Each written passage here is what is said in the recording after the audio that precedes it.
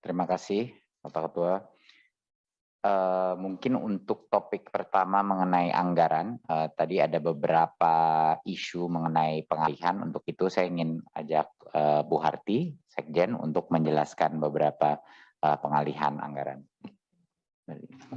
Terima kasih Pak Menteri, Bapak Pimpinan, kami laporkan bahwa kami mengusulkan perpindahan sedikit anggaran dari Dirjen Vokasi ke Badan Standar Kurikulum dan Akreditasi Pendidikan, yaitu untuk penyusunan kurikulum. Yang memang dari tahun-tahun sebelumnya kurikulum untuk vokasi itu dilaksanakan oleh kurikulum untuk SMK dilaksanakan oleh Direktorat SMK. Nah, sekarang kita kembalikan ke kitohnya di Badan Standar Kurikulum dan Akreditasi Pendidikan.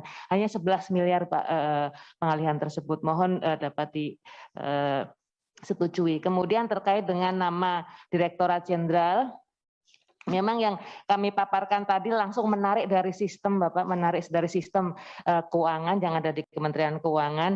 Nah, ini yang kami usulkan kami usulkan ke Kementerian Keuangan untuk dirubah nomenklaturnya. Tetapi dalam kesepakatan nanti kami sudah menggunakan nomenklatur baru. Demikian Bapak. Usulan dari Pak Ferdi agar usulan-usulan perubahan untuk dibuatkan penjelasannya nanti kami berikan penjelasan secara tertulis. Demikian Pak, terima kasih. Pak Ketua, iya ini untuk tertibnya dokumen saya kira perlu disusulkan Bu. Artinya biar nanti sebagai bagian yang tidak terpisahkan. Itu ya Bu, terima kasih. Terima kasih Pak Fikri. Persilakan Mas. Ya, terima kasih Bu Harti untuk penjelasannya. Hampir semua mengenai topik P3K sepertinya sama ya, cuman mungkin aspirasinya agak variatif dari ada yang mau meminta afirmasi dari sisi umur, daerah, jenjang waktu, pengabdian, bahkan sampai se-ekstrim semuanya lulusin aja. Nah itu yang kita akan kaji ya. Tapi kenyataannya sekarang tidak mungkin kita tidak ada tes seleksi dan tidak mungkin kita tidak akan ada suatu minimum passing grade. Jadi itu benar-benar satu-satunya alasan kita bisa sejauh ini adalah karena ada passing grade. Itu persetujuan. Jadi mohon maaf tapi itu adalah satu negosiasi yang memang bagian daripada alasan kenapa kita bisa mendapatkan ini. Angka 1 juta itu Bapak Ibu adalah angka kapasitas daripada anggaran. Itu adalah angka kapasitas. Target kita sebenarnya bukan 1 juta, target kita adalah sebanyak mungkin yang bisa memenuhi kebutuhan minimum menjadi guru yang layak. Saya ingin sedikit cerita. Saya menyuruh tim saya untuk memprioritaskan program guru honorer ini pada tahun 2020 di pertengahan. Itulah saat kita mulai gencar untuk memprioritaskan ini, dan kami melakukan itu bukan karena ada tekanan politik. Kami melakukan itu karena pada saat itulah kami mulai keliling-keliling ke daerah, dan pada saat itulah kita mulai menyadari bahwa guru-guru salah satu guru-guru terhebat yang saya ketemui, yang saya duduki adalah guru-guru honorer di berbagai macam daerah. Kemarin saya baru di tengah hutan di Jambi dengan 6 guru yang setiap hari itu harus jalan ke hutan karena matic motornya nggak jalan, jadi mereka harus jalan 45 kilo.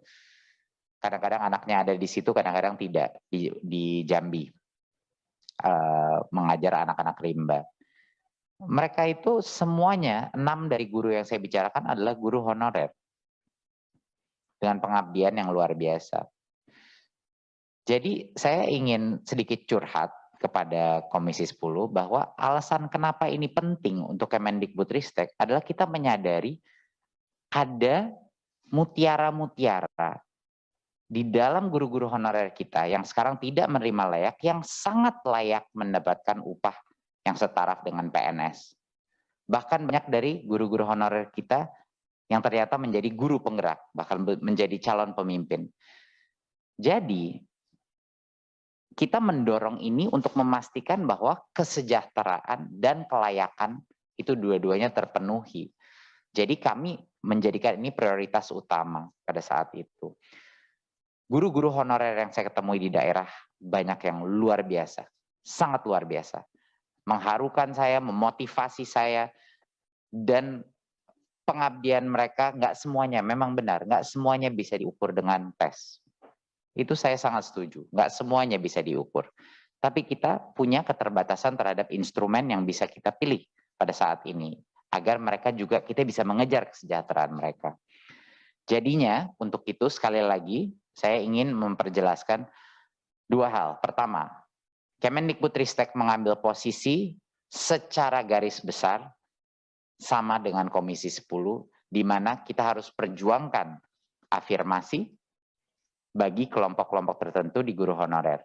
Jadi itu akan kami coba. Walaupun itu bukan, terima kasih. Walaupun itu bukan sepenuhnya keputusan Kemendikbudristek, tapi kami akan perjuangkan Bapak Ibu. Itu janji saya. Ya.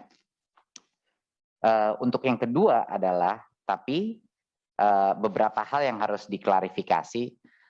Satu adalah mengenai tes.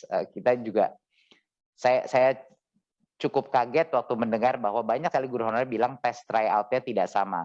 Saya nggak tahu mungkin pengalaman dari mana bocoran itu biasa diberikan, tapi waktu saya melihat, saya berbicara sama Mas Iwan, kenapa berbeda? Oh, maksudnya yang berbeda itu bukan, waktu saya ngomong, mereka mengira akan diberikan jawabannya. Jadi pertanyaan yang sama. Nah, itu yang mohon anggota Komisi 10 bisa membantu sosialisasi bahwa ini adalah tes serius, bukan tes yang akan kita berikan jawabannya. Yang tryout-tryoutnya itu adalah tes untuk formatnya seperti itu. Ya jelas pertanyaannya akan berbeda. Atau itu akan sama kayak dulu di UN ada keluar-keluar bocoran gelap, ujian sama aja. Itu bukannya kita tidak akan mengakses kemampuan. Jadi mohon maaf, tapi mohon dibantu sama Komisi 10 klarifikasi bahwa tesnya itu yang diberikan tryout adalah kisi-kisi. Seperti ini loh contohnya gitu. Lalu jelas akan ada pertanyaan yang berbeda. Kalau pertanyaan yang sama ya itu bukan namanya evaluasi. Nah, itu mohon diperkenalkan. Bukan topiknya, bukan kompetensinya berbeda, enggak, tapi pertanyaannya harus berbeda. Tapi kita latihan soal dan lain-lain akan kita kembangkan. Belum sempurna pelatihan kita. Udah jelas belum sempurna. Dan ini pertama kali kita melakukan seperti ini dan terus kita akan menyempurnakan proses dan logistik dan lain-lain di setiap tahap gitu. Mungkin Mas Iwan ingin sedikit mengekspansi dari prosesnya, silakan. Ya, terima kasih Mas Menteri. Mungkin merespon tadi ada beberapa tanggapan atau pertanyaan terkait dengan pelaksanaan tes. Ada satu konteks yang mungkin bisa saya share juga.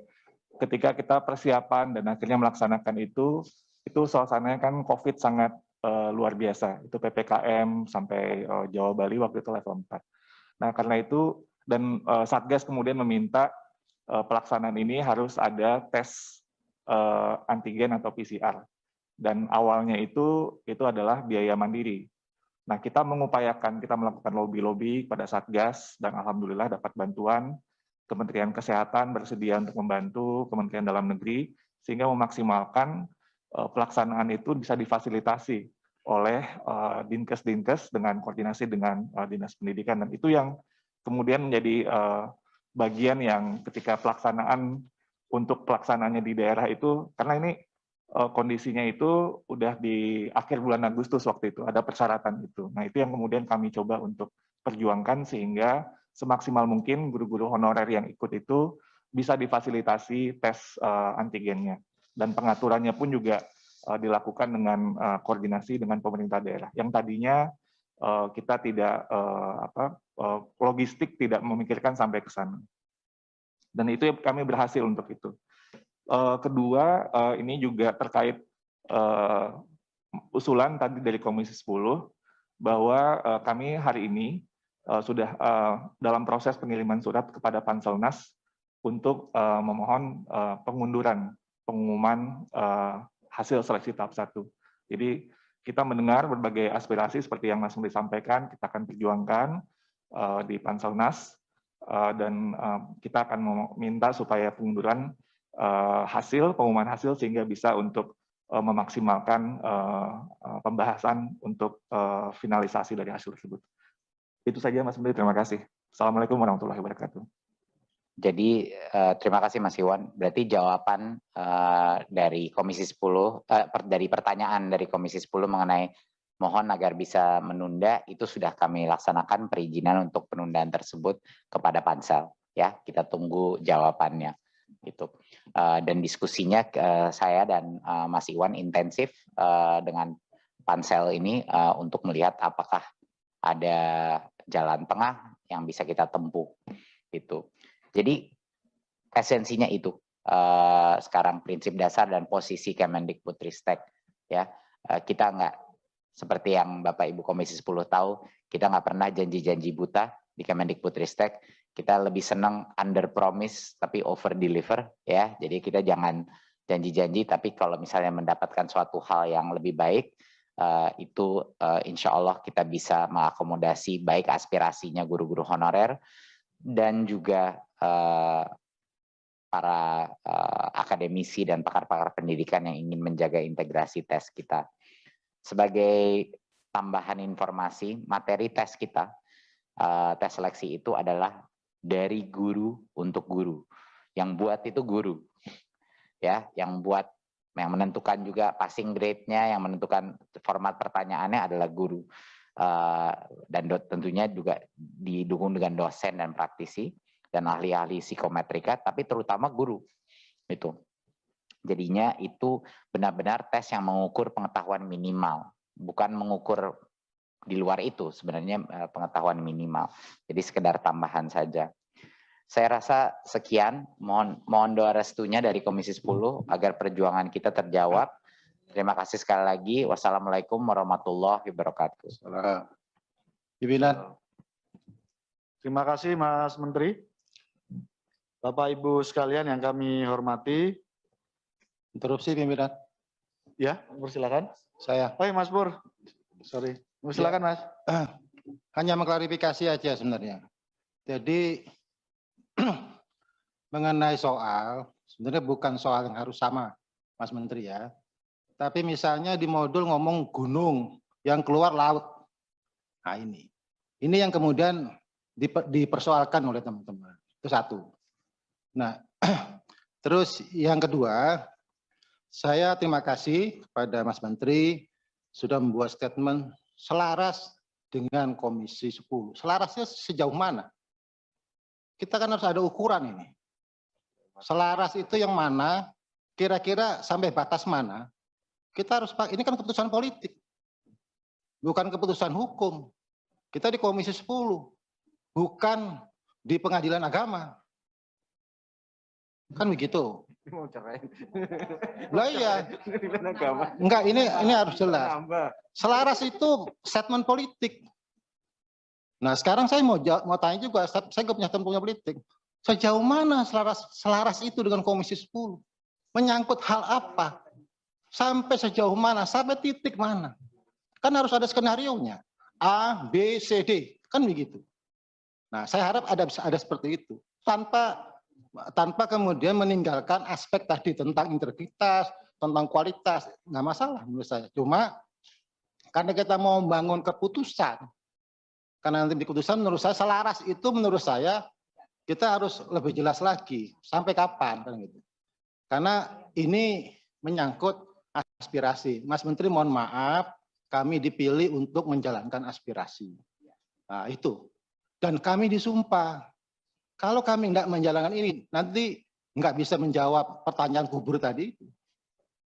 Saya mohon maaf, saya harus sampaikan ini karena nanti kalau saya ditanya, Pak Purnomo, sampai sejauh mana hasil rapatnya dengan kementerian? Selaras, saya bilang. Selaras apa kan bingung juga.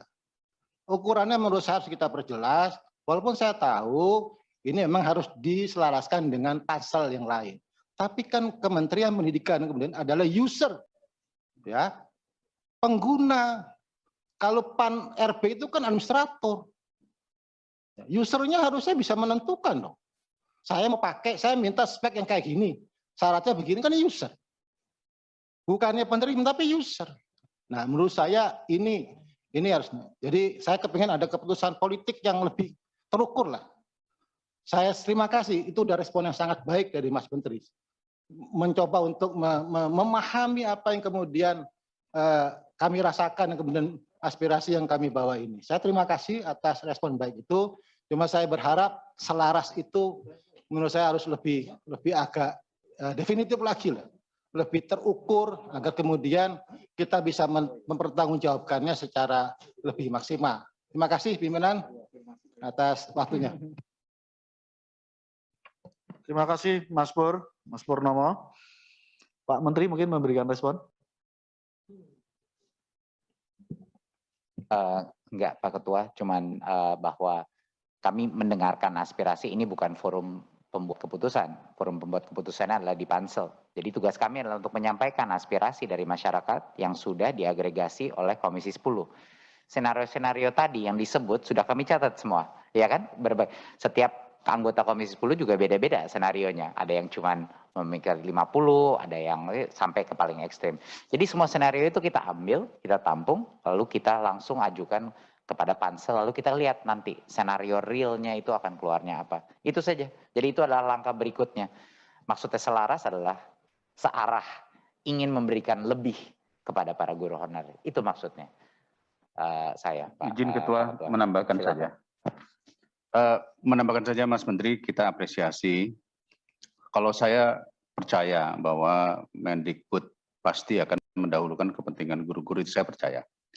Tetapi karena konteks ini adalah Pansel tadi, mungkin dalam hal ini bolehkah kami meminta surat yang diberikan Mendikbud kepada Pansel terkait untuk penundaan? Kan tadi kan sudah disampaikan Pak Dirjen minta untuk ditundakan. Nah inilah nanti supaya kalimat selarasnya Pak Nur, nah ini sudah dilaksanakan oleh Kemendikbud, yaitu berkirim surat agar terjadi penundaan pengumuman sambil melakukan katakanlah renegosiasi atau apapun namanya. Boleh itu ya Pak Iwan ya, kita minta ya. Baik, demikian Pak Ketua, itu tambahan saja. Pak Nur gimana? Ya clear, yang penting nanti di kesimpulan itu ada, muncullah sebagai bagian dari keputusan kita bersama. Oke.